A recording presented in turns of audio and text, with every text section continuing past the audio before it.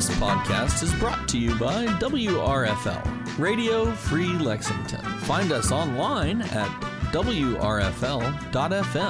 Catch us on your FM radio while you're in Central Kentucky at 88.1 FM all the way to the left. Thank you for listening, and please be sure to subscribe.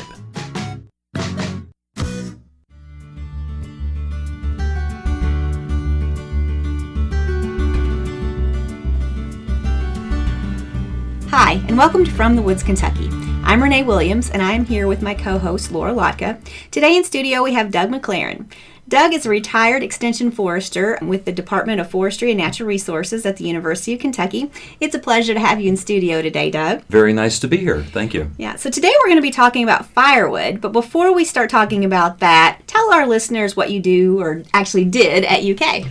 Yeah, I first taught some classes up at Quicksand when they had a technical program there, and then I came here to the main campus where I got involved in the Cooperative Extension program. And that is simply providing information to landowners of all ages, of all sorts, to help them with the management of their woodlands. And it could be one tree, 1 acre, or hundreds of acres. But it was simply to help the people across the state of Kentucky to better understand how to manage their woodlands. And also worked a lot with youth programs throughout the state also, a variety of youth programs there. And then also while I was here to help, you can't talk to every landowner in the state of Kentucky, so what we would do is put together press releases and some TV spots and such things as that concerning different aspects of forestry. And tell our listeners how long you were here. I was with the University of Kentucky for about 42 years. And now he's retired, but we still bring him in for stuff like this. So Yes. we really appreciate you doing this. Not a problem. Yeah, it's good to have you back here today. So we understand that you have a real obsession and attraction when it comes to the topic of firewood. And so where does this come from? Yeah, well, a former colleague of mine once said that firewood is a lot like a fine wine, that both of them improve with age. And we all recognize the fact that, wine is a result of taking grapes and putting them through an involved process, and you're rewarded with a fine wine. Well, the same for making great firewood, or to making great fires. It all starts with that right kind of wood. Okay, share with us the similarities between wine and wood. Yeah, well, there is first of all, you put the wine in wood. I was going to say, besides that. That's a good similarity. But again, you need to start with the best woods to make that best fire. And you'll find out that not all woods are created equal. Not every tree is created equal. And the wood that is contained in that tree, they're not the same from species to species. And you'll find out that different species of trees provide different amounts of heat per unit volume. Wood is simply made up of two components, wood fiber and air. The more air you have in a piece of wood, the lighter it is going to be. The more wood fiber you have, the heavier it's going to be. So what we're looking for is less airspace in a piece of wood, because then you'll have more wood to burn. This is why oak is so much heavier than a piece of balsa wood, because in balsa wood there's a tremendous amount of airspace in there, and in oak it simply doesn't have that amount of airspace. So the more wood per unit volume, the more heat you can extract from that piece of wood. Mm-hmm. And there's a long list of tree species that you can look at as far as which ones you would like to acquire for the best heat per volume. Oak, I'm sure everybody recognizes that one as being a good firewood. Hickory comes in right behind it. Black locust is another very valuable heat source. Beech is good, sugar maple, and even ash. These are the ones that you would want to choose first. You can go to several different websites and you can ask for a listing of those best woods for fires, and they will list them for you from the best to the least best. But there's a lot of different websites that you can get those listings from. And with EAB, you might find a lot of ash out there right now. Yeah, you're exactly right. There's a lot of it out there. The other extreme end of this listing are going to be those species that are grown here in Kentucky that have more airspace, well, not more, but have a lot more airspace than there is wood. And some of those species would be yellow poplar, believe it or not, is one that has more airspace than what you want in it. Red maple is another tree that has a lot of airspace in it. Silver maple is another one. Buckeye is extremely light compared to oak on a per volume basis. And so these are species that you would not use or you would not purchase or acquire to be your single source of wood. But I do keep a lot of these woods around, whatever the source may be, yellow poplar, red maple, silver maple, or even some of this buckeye, because it has so much airspace in it, they are easy to ignite. So what I normally do is I use a little bit of those to get the fire started, which then will get the bulkier woods to burn. So again, at one end you have the oak, hickory, black, locust, beech, and sugar maple and ash. And at the other end of the spectrum is the yellow poplar, red maple, silver maple, and buckeyes. And again, a website will give you a lot of trees in between. And if you're listening to this outside of Kentucky, the thing is you can also find websites that will give you listings for trees in your locale. You may not have the same ones that we have here in Kentucky. Okay, so if a landowner or a homeowner gets these kind of top 10 species, that should be able to help them have a successful burning season? You would tend in theory. in theory, yeah, that's the way it is. But going back to the fine wine, there's a lot more to it than just having good grapes. Because to get the grape into that bottle, there's a process in between. And again, when we're comparing this wood again with a fine wine, there is an aging process that has to go on. You will find out that if you cut a tree down and you cut a section out of it and were to weigh it, you would find out that in a period of time over weeks and months, that this tree or this section of the tree is going to be a lot less in weight. And the reason for this is all trees are made up of water. There's air, there is the wood fiber, and there is water in there. And so it's necessary for us to burn a piece of wood to remove the water. So this aging process or a seasoning process, we refer to it when you're talking about firewood, we're talking about seasoned firewood. What we want to do is eliminate all of that water so you don't have to use the heat of the fire to evaporate the water. It's probably a good thing to bring up that if you use unseasoned wood, which means you've simply cut the tree down and put it into a fireplace, you will find out that it will burn very slowly, and all the heat that you're generating is going to be basically trying to remove the water from that piece of wood. So you want to have it well seasoned. Here comes the real clincher, and that is how long does this seasoning process take? Well, with fine wine, it's not an overnight process, nor is it with seasoning of wood. In reality, it should take up to a year to remove all the water from the tree that you need to get out of there. That certainly does slow the process down. So if you're wanting to gather wood for your fireplace, you need to do it a year in advance. And sometimes that doesn't always work for us, but that is the thing to do, is to think a year ahead. And on my wood stack, what I do is I'm always acquiring new wood, and I put it in rotation. I bring the oldest up to the front and put the newer stuff to the back. There are ways to speed up this process. You can actually reduce that 1 year down to 6 months to a large degree. if you do all of the factors we're going to talk about here.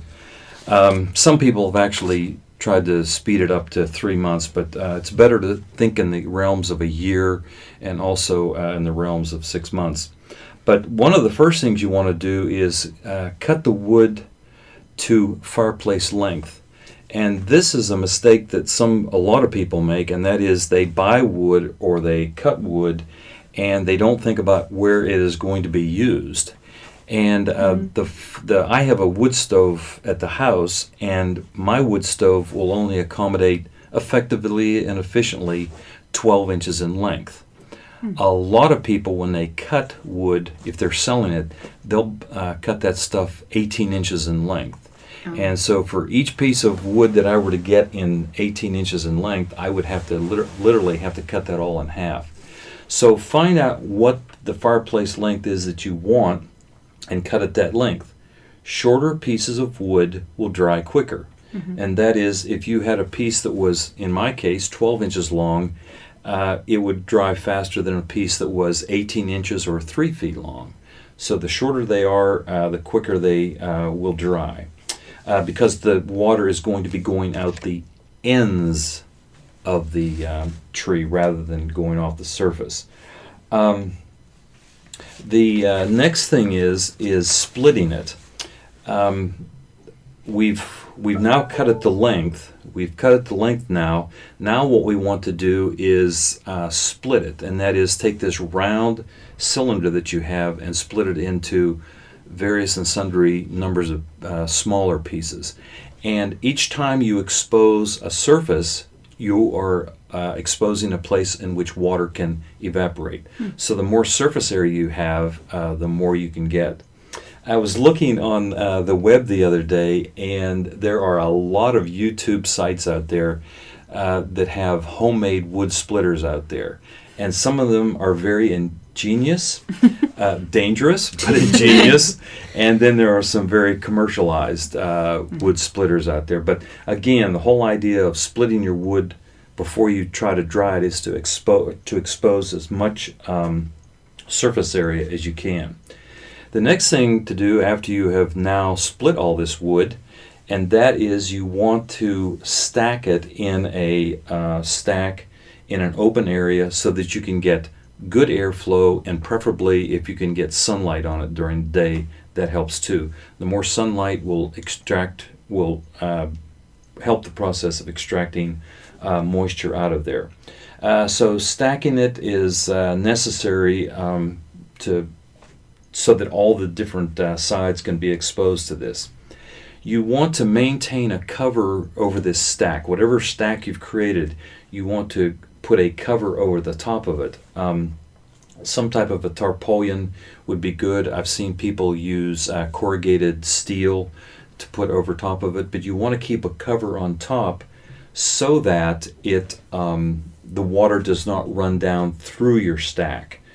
But the one thing you don't want to do is do not cover the sides. The sides, there's two elements going on there. That's where the water is evaporating from, and also the sun can hit those exposed sides. So cover the top but not the sides. And you want to keep the wood off of the ground. So your stack that you've created, you want to keep it off of the ground, for the simple reason that if you start putting your wood on the ground, the moisture is now going to absorb out of the ground up through the stack. So instead of the rain coming down, it's going to be going up. And so it's necessary to keep it off the ground. What I do, you will find out that people are very willing to give up pallets. Some of these stores that you see, they'll only acquire a few pallets a week, a month or such. And they are an expense to get rid of. So if you see a pallet that resembles the stack that you want to create, I'm sure they would be more than happy to let you have that pallet. But putting it on that pallet keeps that reabsorbing water from the bottom up. So that's probably my list of things that you can do to reduce this 1 year process down to a shorter period of time. So this process sounds like a long process, obviously, but a lot of the elements of weather seems to be a lot of the problems. So would it be easier just to bring the wood inside to your basement or garage? Yeah, you would think during this past year here in the state of Kentucky, we had probably almost double the amount of rain that we normally have. Drying wood would have been hard. Yeah, and so that idea of backing your truck into the garage or the basement, unloading, would be, an ideal thought. But never, ever bring wet wood into your house. For the simple reason that when you bring it in, it now has all of this water in it. Mm-hmm. You bring it into the basement or you bring it into the house and you're saying, well, it'll evaporate. I have this nice furnace running. Yes, it's going to evaporate, and it's going to create a tremendous amount of humidity, whether you're extracting it with the furnace that you're using or during the summer. That moisture is going to go into your house or garage, and there's gallons of water that is going to be in the atmosphere. And what it normally does is settle somewhere, and the next thing you find out is you have a tremendous amount of mold and mildew. Mm-hmm. So never ever bring it into your house. It's not the best place to do it. Remember also that there are bugs that love wood. They are there simply, it's their home in many cases, where these bugs have just gotten into the bark and such. And then the other thing is they like to have a nice home.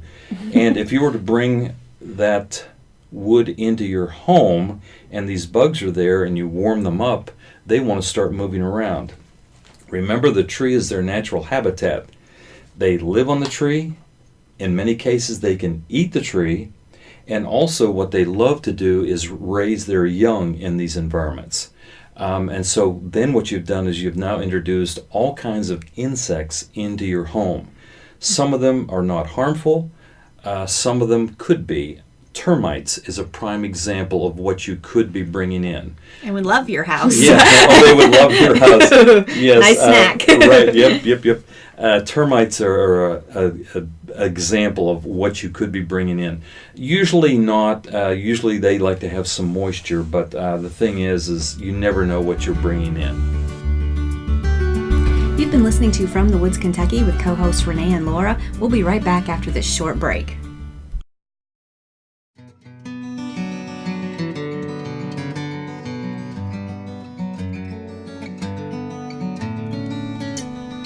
Welcome to Wildlife Sounds from the Forest. This is Dr. Matt Springer. For those of you who may be just joining us, each week towards the beginning of the show, we will play a wildlife sound from the forest. So here's our sound for today.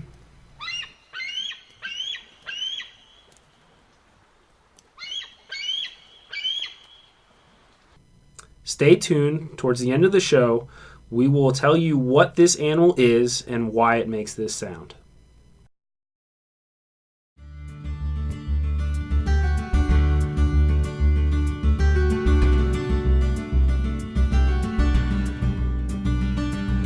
Welcome back to From the Woods, Kentucky. Let's get back to our interview. And so just keep it outside. A quick little story I'll tell, and that is I'd gone to take my car to get it repaired, and there was a car to take us back to our homes, and so I got in with this other gentleman, and we came to his house first, and the car was stopped, and he brought his garage door opener, and he pressed that, and this was in the middle of the summer, and the garage door went up, and this entire garage was, the whole back end of it was stacked with firewood. Oh. And I just said goodbye to the gentleman. There was no need getting into it. The damage had already been done, but he had tremendous loads of wood sitting there. The other thing that a lot of people will do, they don't stack it on the inside.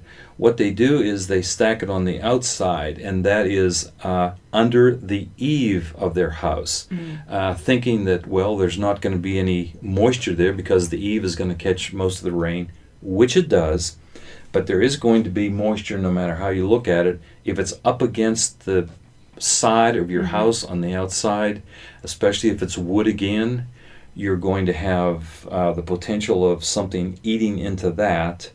And the other consideration you have to have, and that is if it's up against your house, the air cannot flow through it. What I normally do with my wood stack is I keep it a considerable distance from my home at all times.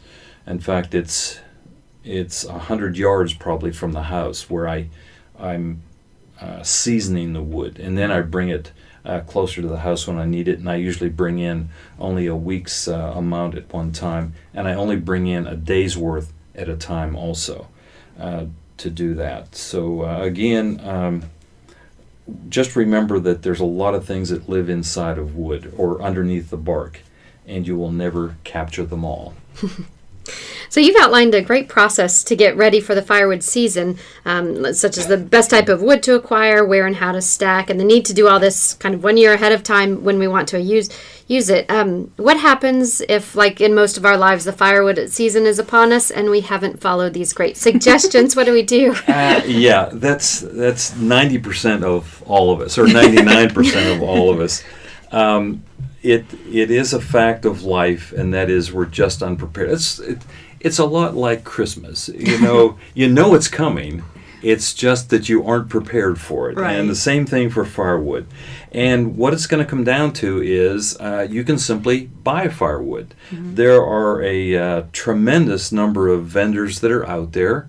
You can, if you start looking along the roads, especially if it's during the fall and winter months, all of a sudden you'll see signs popping up along the edge of the road, buy firewood, and they give you a phone number. You'll find those in urban areas because they know that a lot of people need to only purchase a small amount, and so that's one way to do it. And then a lot of your heavily traveled rural roads, they know that people live outside the city but travel one way or the other, and so the thing is you may find these signs just about anywhere. There are some suggestions that I'll give to you if you're into the situation where you have to purchase the wood. It's not a problem. Many people do it. If you call and purchase it and it's delivered to your house, or at least it shows up at your house, what you want to do is look for this overall well-weathered gray look to wood. You don't want to look at a piece of wood and recognize right off the bat that this thing has just been cut down in the past day or two. You want a weathered appearance to it. Take a look, and the best way to do this is take a look at the ends of the pieces of wood, and what you'll find in it is you'll find cracks and splits. And if you find cracks and splits on the end of the wood, you know that it has been drying for a considerable amount of time. And the more you have, the better it is. And it is a sign. When you see the cracks and crevices, you will recognize that you have well-seasoned wood ready to burn. Okay, so if I have to buy firewood, how much am I expected to pay?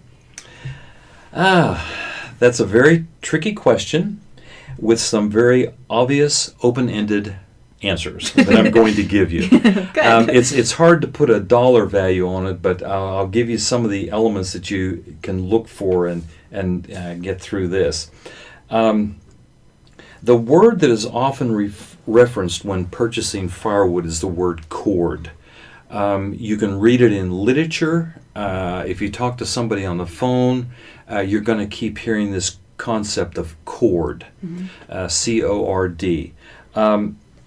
With this term, dealing with firewood, especially if you're buying it, there's a lot of vague definitions here.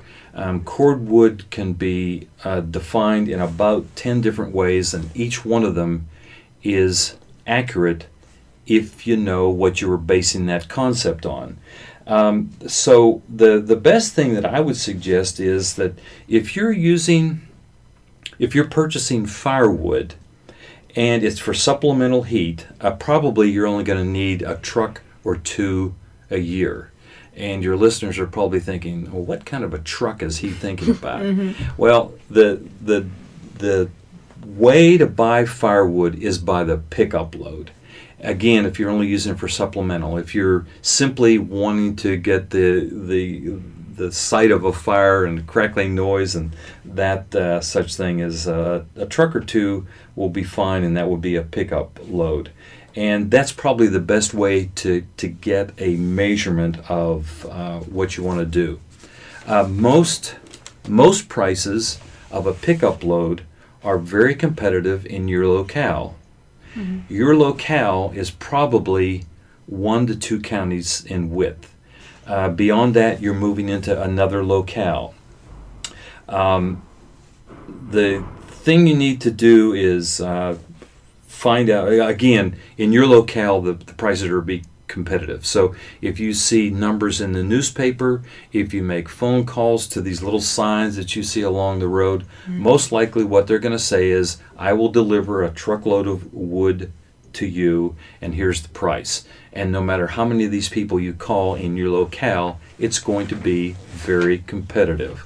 So that's the price you're probably going to have to pay. Mm-hmm. Unless you go out and buy yourself a truck and a chainsaw and go to the woods and cut it yourself. That is a very expensive truckload of firewood. Right. But the thing is the questions you could ask them is, how long is the bed of your truck? Most likely they're going to say it's 8 feet. People that are delivering wood are probably going to have an 8-foot long bed. And then the next thing is you can ask them, so that you sound like you have a little knowledge in this, and that is, are you going to provide me a bed level with wood, meaning right up to the top of the bed, or are you going to round this pile off a little bit? A lot of times, if they hear you making some of these comments, they'll say, oh yeah, we'll throw some extra wood on there. Uh-huh. But a lot of times it's the truck level bed is what most people deliver. And then the next question you want to get to, now that we've defined what this truck looks like, and that is, what is the species of wood that you're going to deliver to me? Mm-hmm. And what you want to do is go back to this list. You want to hear the word oak, you want to hear the word hickory, you want to hear black locust, you want to hear all those species that are at the top of the list. You don't want to hear yellow poplar, silver maple, and red maple. Those are the ones you don't want to hear. So what kind of species are going to be delivered, and also what is the length of the firewood you're going to be delivering. Again, most people are cutting their stuff to fireplaces that are masonry, and a lot of those are 18 inches, and that's what they can hold. But again, for myself, if they brought me 18-inch wood, I would have to then cut it all up again. So what is the length of the wood, and also what species are you going to deliver? 8-foot truck bed, most likely. And is it going to be level, or is it going to be humped up a little bit? Those are the important things that you would ask. Getting back again to your price, I'll just let your listeners know I'm not going to give a number here. Maybe I'll give a fishing number, but the thing is you've got to remember that these people have to acquire this wood somewhere. So there's a price there. Mm-hmm. They had to take the time to cut it to length. They had to take the time to split it.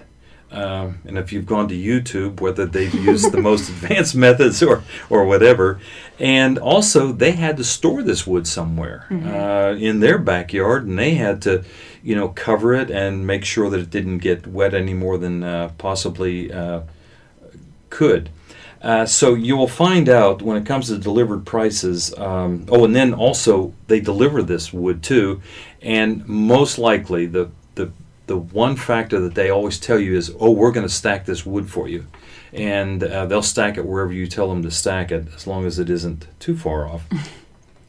So those prices, that also has to be part of the pricing of this. Mm-hmm. You will find out the more urban the locale, the higher the price is going to be. Remember, location, location, location. Mm-hmm. And if they have to travel a distance to get this wood and also travel a distance to deliver, it's going to be a little bit higher. I was in a rural county the other day here in Kentucky, and they told me what their prices were, and it was half of what could be delivered in Lexington. Mm. I'll let the cat out of the bag, about 130. Now, there may be listeners out there, either the sellers or the buyers, that said, I paid more, less, or whatever. But it's whatever the price will bear. But 130 is a normal price in the urban area. But again, when I went to this rural county, they were delivering wood for half of that price. But again, location is what you want to do. Think about. So what I wanted to ask you, though, is how would you know that what they told you, what species they told you, is actually what you end up getting? That's you're going to have to rely upon their honesty on this one.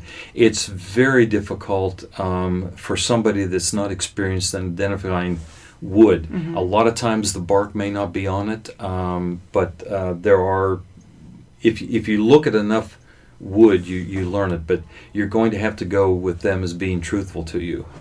Guess if it doesn't really heat your house, then you don't use them again. If you see this wood just going up the smokestack, you'll know that it was probably yellow. Well, the other thing is have somebody give you a piece of oak, and you know that it is a piece of oak and it has been dried for a while. Get a feel for that, and when you get a piece of red maple, you'll feel the difference between the two. But again, you're going to have to just depend upon the seller as being honest and forthright to you. And I see a lot of signs around. It's saying "Don't move firewood." It bugs me and things like that. Can you talk a little bit about those? Sure, perfectly. What they're concerned about is, and this has happened throughout the history of here in the United States, the emerald ash borer is a real good example. That particular bug was delivered into the Michigan, Detroit area, I do believe, and that was only back in 2000, I think. And this insect was delivered on pallets of materials from outside the United States, were delivered to Detroit, and these bugs got released. It would have been a very, very slow process if these bugs had to have moved on their own. But what happened was people were putting the wood, the infected ash from the Michigan area, and they were driving it south into Indiana, Ohio, and also Kentucky, either for recreational purposes, or they were delivering it to their parents and saying, oh, look at this wonderful present that I have brought you, not knowing that this pest was inside. Same thing for a lot of the insect issues that we've had here in the United States. It being transported moves that insect so much faster. So it's good to buy local. It is very good to buy local stuff, right? And local can be within a few counties. Be the best thing, right? Okay. Nobody can afford to move it more than 2 or 3 counties away anyway. Okay. So, before all this talk on firewood, all of us kind of had this romanticized idea of sitting around the fireplace, listening to the crackling of the fire and enjoying its warmth that it provides. And you've certainly shed a new light on this subject of firewood. So thank you for that.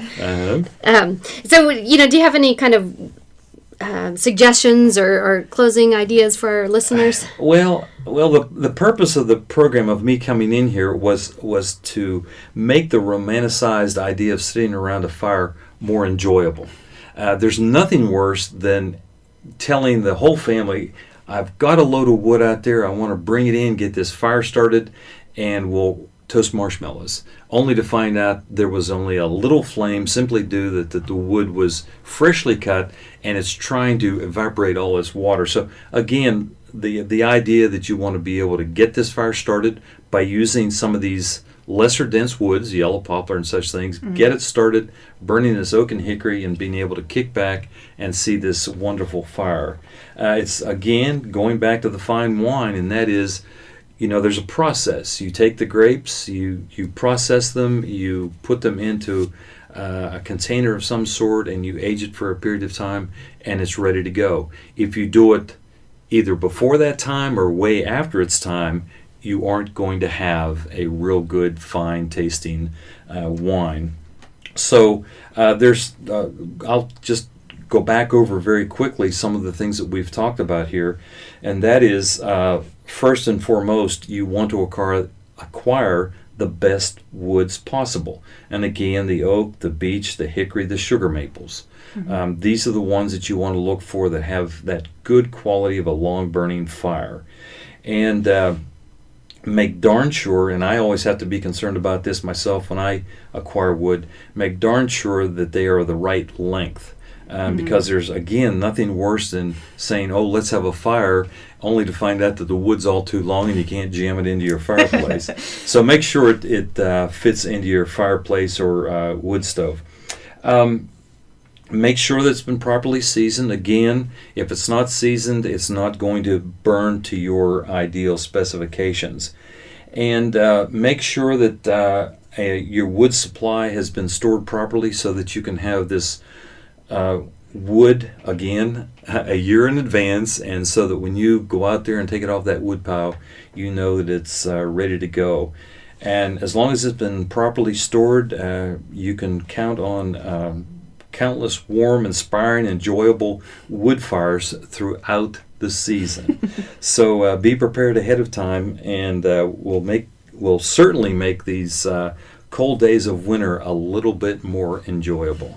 All right. Well, thank you, Doug, for joining us today. You're quite welcome. I enjoyed very much being here. Great. So if you'd like more information on what you've heard in this segment of today's show, visit our website at www.fromthewoodsky.org. Now stay tuned for Wildlife Sounds from the Forest.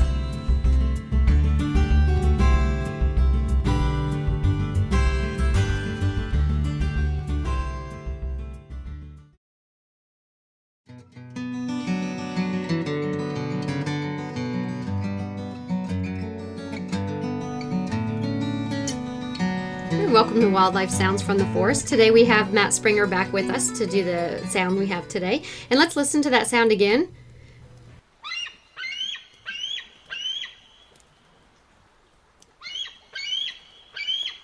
And let Matt tell us what's making that sound and why it's making that sound. So that is our nation's symbol, the bald eagle. Oh, okay. And, I picked them to talk about this week because we're coming up on a couple big things in terms of their life history, and also things that are going on within the state of Kentucky is this time of year. We had the Eagle Tours out in western Kentucky at Lake Barkley and Kentucky Lake, because right now we actually potentially see an increase in number of eagles around because of they migrate south for the winter, and they choose this area, this kind of area within especially western Kentucky to do their winter time because there's enough open water that they can find food, and the climate's not too bad. Are they around central Kentucky as well? Yeah, so we have eagles pretty much along most of our major bodies of water within the state. Okay. So you get out to Taylor Lake. So they will have some eagles that are going to be there, especially over winter, and they have had a history here recently of having eagles that breed there. Oh, okay. I've seen them in town here at the reservoir. Oh, okay. We also have had ospreys in town, which sometimes the immature bald eagles and the osprey can look somewhat similar.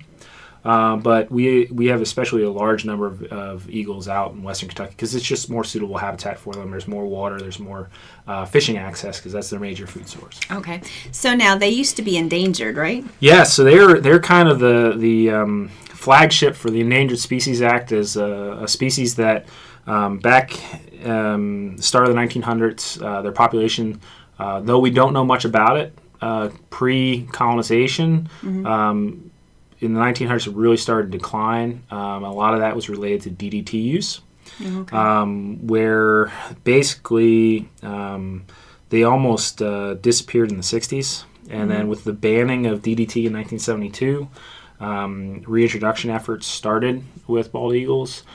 They were on the Endangered Species Act, and recovery, because they're a long-lived species, they don't reach maturity for 5 years, so they can't start breeding right away. It took a while. But they responded really well to all those protections. And for example, in Kentucky, we went from having eagles. We don't have really a lot of knowledge of how many. But in the 70s and 80s, we basically had 0 breeding pairs. In 1986, we had our first confirmed breeding pair in Kentucky since being monitored. And now the last count that I was able to find was in 2017, we have 164 breeding pairs in Kentucky. Wow.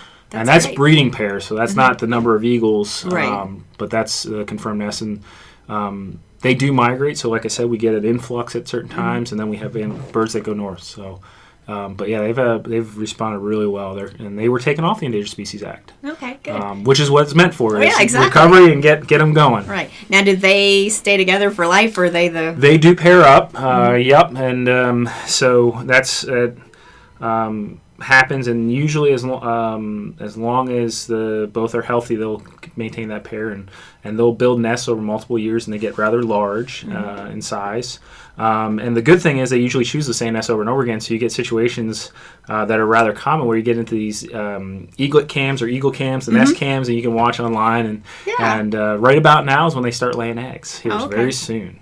Okay. So that's kind of why I chose to talk about them, is we have all those festivals, and they're around, and you can see them. And then we're getting ready to have the nest cams start popping up on our Facebook feeds and everything else. How many young do they have? Usually they will have a small clutch of eggs, 1, 2 chicks, potentially 3. They do have issues with where chicks will push other chicks out on occasion. Oh, okay. Not as often as some other species, but usually the adults are 2 or 3 is a common number. So the better years, more chicks will survive than other years. So they will attempt, as long as the adults are healthy, once they reach maturity, to lay eggs every year. So how big do they get? Oh, in terms of eagle, they're not our biggest eagle, and the golden eagle is bigger than the bald eagle.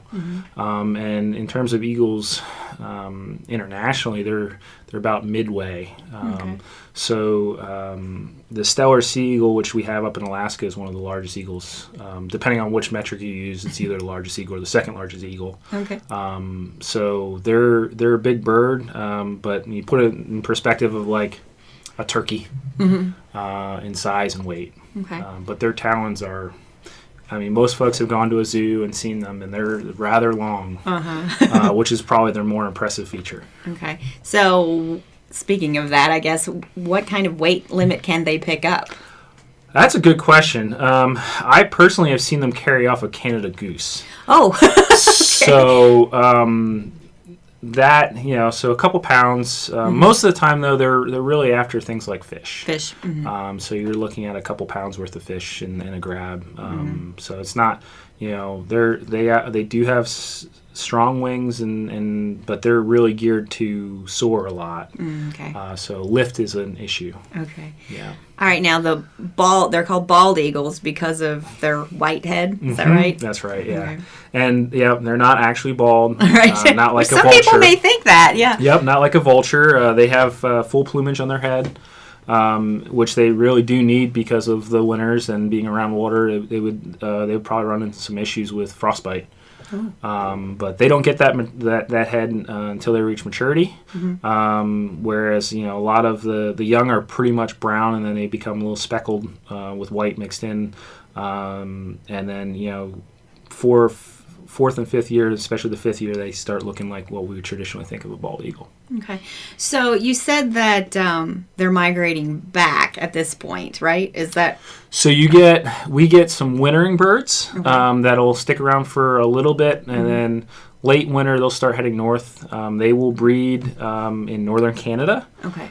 So as of right now, northern Canada is pretty harsh, and they're really eat a lot of fish in their diet. So if they don't have access to open water, it's really hard for them to survive and meet their nutritional needs. The cold doesn't bother them. It's just the food source? The cold, so up there could be extremely cold, right? So we can have 80 and 15 in the same week, Right. So they won't head up that way until it's there's open water present. So they need they do need to eat on a regular basis, and that's kind of how they do things. They're not like a red-tailed hawk who does a lot of hunting for rabbits and squirrels. They aren't as agile as that. They will try to grab things like ducks and geese, though, as I mentioned. Right. They can catch pretty agile prey. And how big are their nests? Some of them you've seen. Very big. They can be 6 feet wide. Wow. What I've heard. Okay. So. That takes years and years to build up to that for them to they add a little bit every year, so they can get quite impressive, and their nests are protected. They're still protected under 2 laws: the Migratory Bird Act and then the There's a specific law for eagles as well. So yeah, they're protecting our two things. So it's not, they had the Endangered Species Act to help, which help protect certain habitats on top of the fact of not being able to kill them. Speaking of nests, how do they keep it up in wherever, a tree or wherever? I mean, how do they get it to, because I mean the wind can be blowing and it'll stay. So what do they do? Sure. So for the most part, they're good at picking things that are stable. However, nests can have issues. Right. They are engineers, not as much as say beavers are, but they're good at building nests and making sure that that's kind of the instinct kicks in thing. So they are capable of building pretty intricate, large, not necessarily intricate. It's not like some of the bird species that make baskets. These guys pile a lot of sticks. Yeah. Okay. All right. Well, thank you so much for coming in today and talking about it. Yeah. All right, thank you for joining us today. You've been listening to From the Woods, Kentucky. If you have any questions about things that you heard on today's show, please visit our website at www.fromthewoodsky.org. Stay tuned each Thursday from 10 to 11 a.m. for another edition of From the Woods, Kentucky. Hey there. If you're enjoying this podcast from WRFL Lexington, you may enjoy our live radio stream at WRFL.FM and, of course, via radio at 88.1 FM in the Central Kentucky area. We have a wide variety of programs you're sure to enjoy. Just go to WRFL.FM/schedule and see what programs appeal most to you. Thanks again for listening to this podcast from WRFL Lexington.